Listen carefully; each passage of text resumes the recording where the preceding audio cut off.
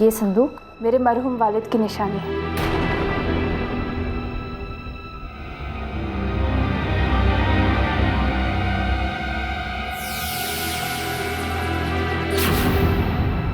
बस चंद कपड़ों और पुरानी चीजों के अलावा इसमें कुछ भी नहीं। मेरी जिंदगी भर की कमाई बस यही है। हर रोज इसे एक बार खोलकर अपने अब्बू को याद कर लेती हूँ। भगवान उनकी आत्मा को शांति दे और आपको खुश रखे। अब हम चलती हूँ, दवाई देने का वक्त हो गया है। जी।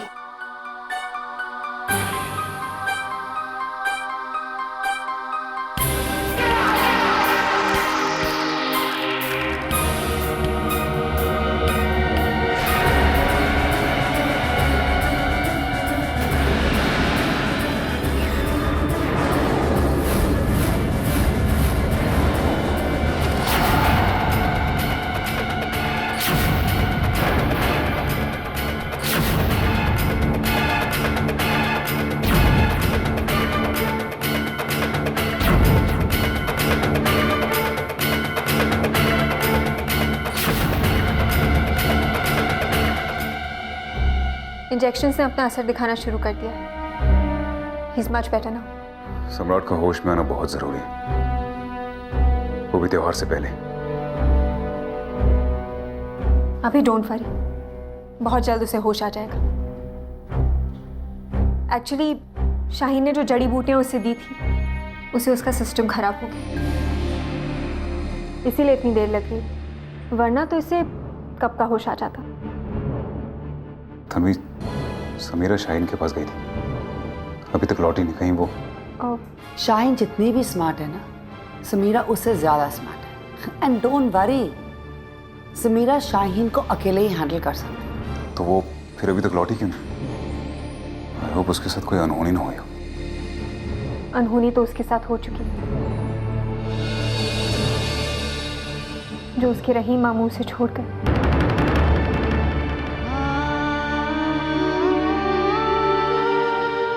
अब तुमने उसे बताया या नहीं?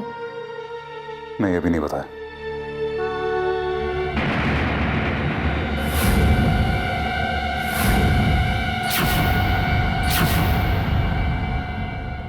समीरा, तुम?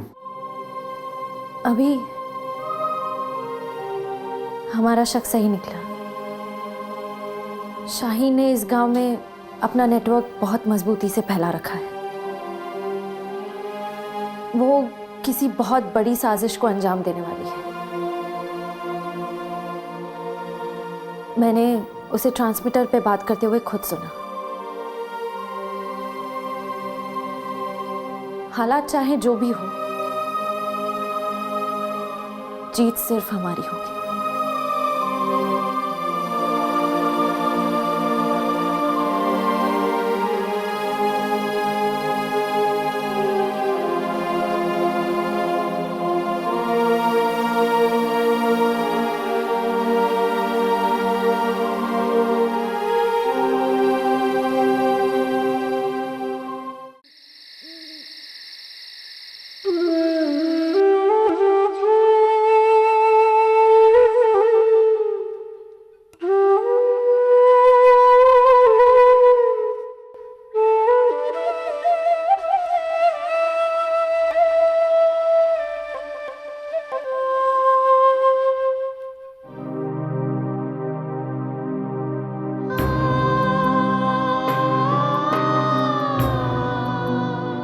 ऐसा क्यों हुआ अभिमन्यु? ऐसा क्यों हुआ अभिमन्यु? जब से मैंने आंखें खोली, नहीं मामू ने मुझे बेटी बुलाया, लेकिन अपनी बेटी को बिना किसी सहारे छोड़कर उन्होंने अपनी आंखें क्यों बंद कर ली? खुदा हाफिज भी नहीं कहा। तो तुम उनके लिए कुछ ऐसा करो कि वो इस वक्त जहां भी हैं तुम पर फक्र करें। तुम रहीम मामू की जान तो नहीं बचा सकी, लेकिन रहीम मामू जैसे बहुत सारे लोग हैं जिनकी तुम जान बचा सकती हो। और अपने जैसी न जाने कितनी लड़कियों के आंसू बहने से रोक सकती है। देखो समीरा, हम सोल्जर्स का घर पूरा देश होता है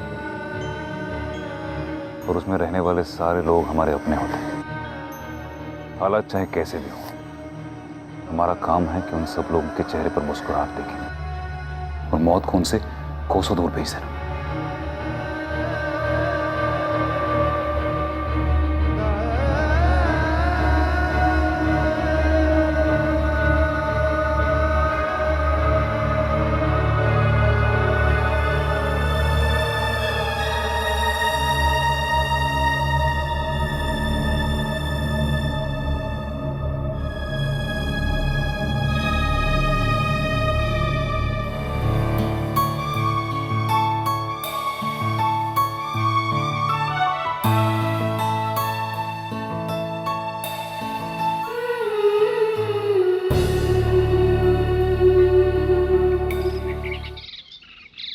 सरपंच जी महाराज, हम सब ये चाहते हैं कि हमारे गांव के इस त्योहार की पूजा हर साल की तरह इस साल भी आपके शुभ हाथों से हो।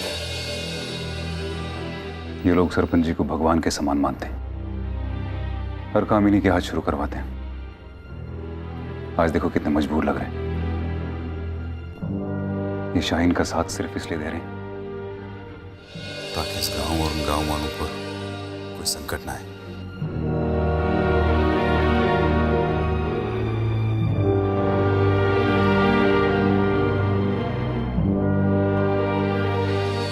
इनका विश्वास नहीं टूटेगा अब समय आ गया। ये त्योहार बुराई पे अच्छाई की जीत का त्योहार है। ये दिन दानवों पे देवताओं की विजय का दिन है। जमाना चाहे कितना ही आगे बढ़ जाए, जीत हमेशा अच्छाई की हुई है और होती रहेगी। भले इस गांव में कितना अंधेरा क्यों न छाया हो, लेकिन कल हम इस अंधेरे को उजाले में तब्दील कर देंगे। शुरुआत तो हो चुकी है, अब बस अंजाम तक पहुंचना बाकी है।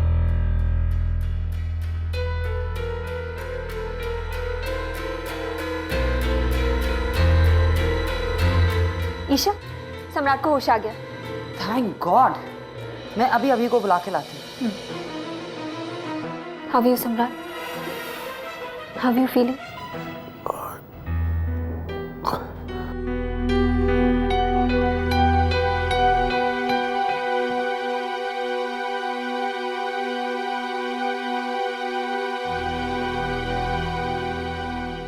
आज तुमने मौत को बता दिया कि तुम कितने बहादुर हो। We are all proud of you. उन्हें उनके किए की सजा जरूर मिलेगी।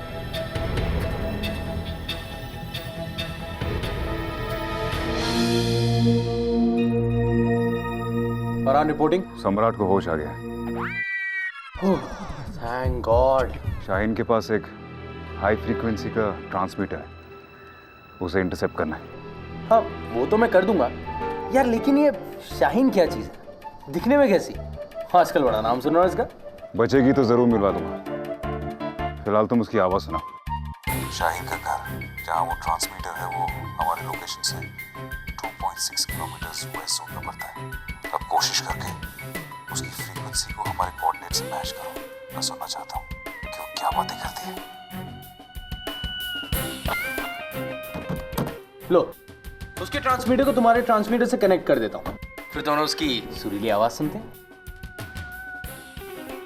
कैप्टन, मैदान में कुछ कांटे नजर आने लगे। नासूर बनने से पहले उन्हें उखाड़ दो। अभी नहीं, अभी तो उन्हें अपनी पलकों पर बिठाया है। रोशनी की बारात तक हम उन्हें संभाल कर अपने दामन में रखेंगे, क्योंकि कांटे तो कांटे हैं। कहीं हमें चुप गए तो बहुत खून बहेगा। सारी तैयारियां हो गई हैं। बारात कब आने वाली है? बाराती कल तक पहुंच जाएंगे, जो कल ही रात में नाच गाकर अपना अपना इनाम लेकर चले जाएंगे। फिर आगे क्या करना है मैं बताऊंगा। ओवर।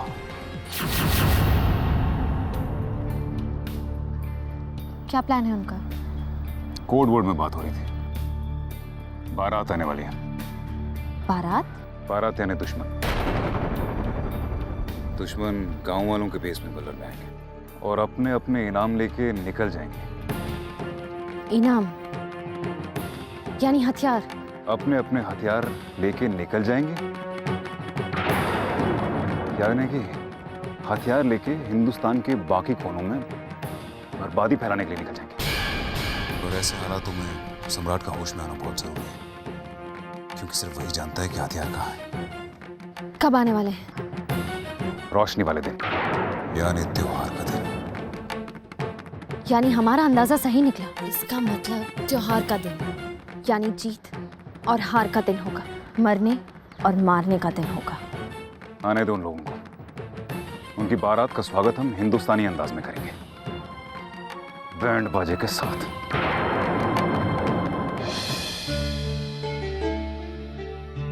सम्राट, सम्राट, प्लीज अपनी आंखें खोलो सम्राट। सम्राट उठो ना, उठो सम्राट प्लीज। सम्राट, सम्राट प्लीज उठ जाओ। तुम्हारा उठना इस मिशन के लिए इस वक्त बहुत जरूरी है। सम्राट।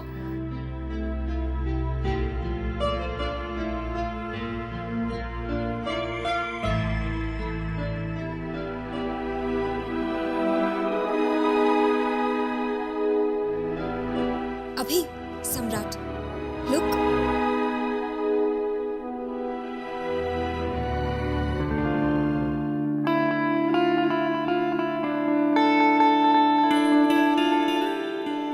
सम्राट, उन्होंने हथियार कहाँ छुपाए?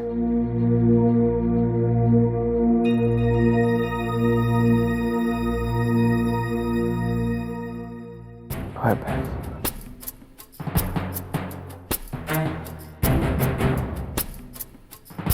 हाय बहन।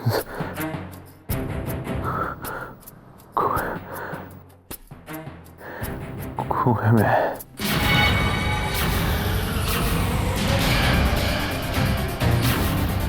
तुम्हें क्या लगता है मैंने कोशिश नहीं की? मैंने कोशिश की, बहुत कोशिश की। सरकार को लिखा, सरकारी साहिबों की मिन्नतें की, अपना रोना रोया, लेकिन उनकी फाइलों में, उनके नक्शों में भल्लर नाम का कोई गांव नहीं। भल्लर सिर्फ एक नाम है जिसकी ओर देखने की भी फुर्सत नहीं है किसी को। अच्छा, तो इसलिए आपने सरकार से दुश्मनी कर ली और आतंकवादी से दोस्ती कर ली? आतंकवादी मेरे दोस्त नहीं है। इस देश की मिट्टी में मेरे पुरखों का, मेरे बेटे का खून मिला हुआ है और तुम मुझे आतंकवादी कहते हो? सरपंच जी, आप आतंकवादी हैं नहीं, लेकिन उनका साथ दे रहे हैं। इस गांव की तबाही की साजिश में आप भी तो शामिल हैं। क्योंकि इस गांव को और इस गांव के लोगों को बचाने का मेरे पास कोई दूसरा रास्ता नहीं था। अगर मैं उनका साथ नहीं दूंगा तो ये गांव शमशान बन जाएगा। लाशों पर मातम करने वाला भी कोई नहीं रहेगा। सरपंच जी, ये आपने कैसे सोच लिया कि अगर आप उनका साथ देंगे तो वो आपको बख्श देंगे? आपने अपने लोगों को छोड़कर उन बाहरी लोगों पर भरोसा किया, उन लोगों पर जिनका ना कोई धर्म होता है ना कोई ईमान, जो ना किसी के बेटे हैं ना किसी के भाई।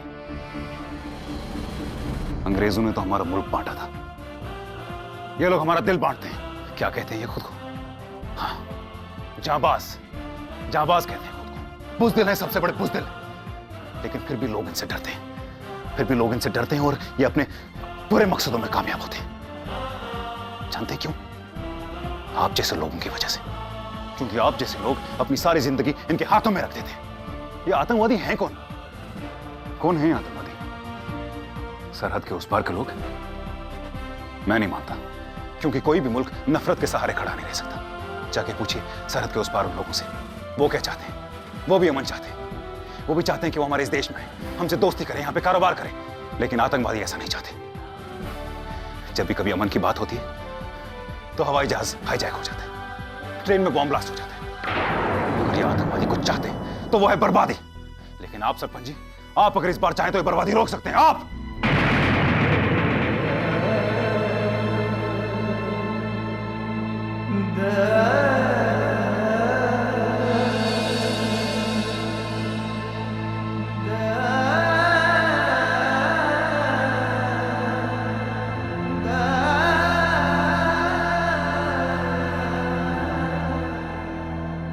कैसे रोकूं? क्या करूं मैं?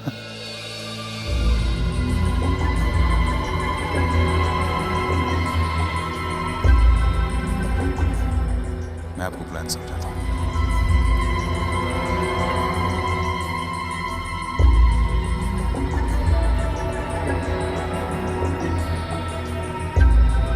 वही कीजिए जो आपके बेटे और आपके पुरखों ने किया। सरपंच जी, जिंदगी वही अच्छी है जिसे सर उठा के जिया जाए। मौत वही अच्छी है जिसे बाकी लोग देख के अपना सर फख्र से ऊंचा कर दे।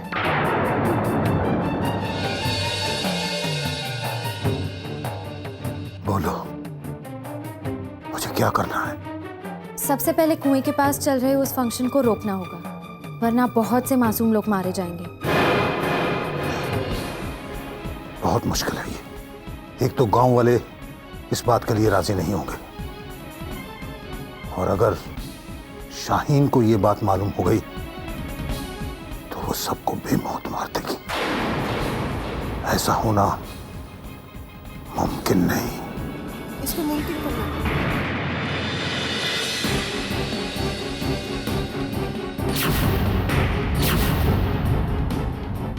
आप किस्मत वाले हैं जी, जो रब ने इन फरिश्तों को भेज दिया, आपको आपका फर्ज याद दिलाया। अब सब कुछ भूल के आप अपना फर्ज निभाइए।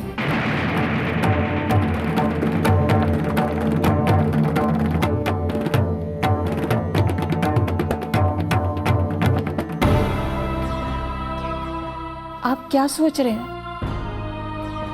इस लड़ाई में आप अकेले नहीं हैं, मैं आपके साथ हूं।